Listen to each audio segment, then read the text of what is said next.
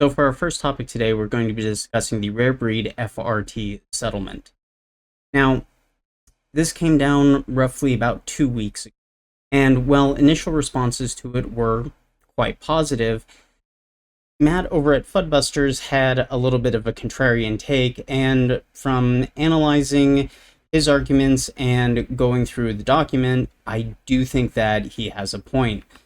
So, if you take a look at his video on YouTube, Rare Breed Triggers FRT settlement, snatching defeat from the jaws of victory, you'll get a much more comprehensive breakdown.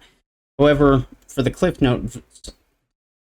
Notes version of this, basically he argues that the settlement was not the win that it should be, that this particular settlement does not create binding precedent, as if the case had been allowed to go fully through instead of being settled like this. It would have created binding precedent, which future decisions and future cases could lean on for guidance in terms of how to deal with similar cases in the future. But with this settlement, we simply don't have that. Beyond that, Matt argues that this ultimately ends up being a pinky promise agreement between Rare Breed Triggers and the federal government, or specifically the Department of Justice, which that can change in the future. We won't always have a Trump DOJ in office, and, well, it's been for better or for worse.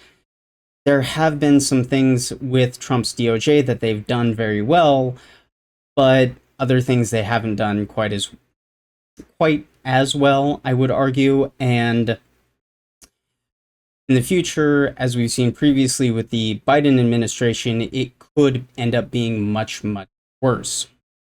So having a precedent-setting ruling would be very useful to us. But beyond just that, there are also issues with it basically giving a almost tacit monopoly to Rare Breed Triggers on the manufacture of FRTs, because there are clauses in here almost mandating, if I'm reading this somewhat correctly, that Rare Breed actually goes out and files lawsuits in order to defend their patent. And it's almost like the federal government wants Rare Breed Triggers to go out and basically be patent trolls with their blessing, at least from what some of this particular court order or settlement is making it sound like.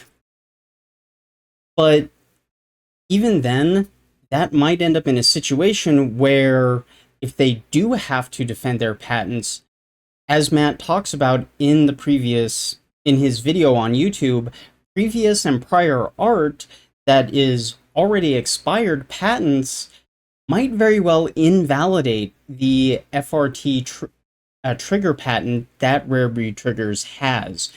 So we might very well end up back at square one if something like that happens.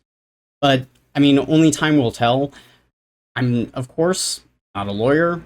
I would defer you to someone like Matt or other legal experts who have more experience with things like patent law or firearms law in general for a little bit more in-depth analysis on this particular subject.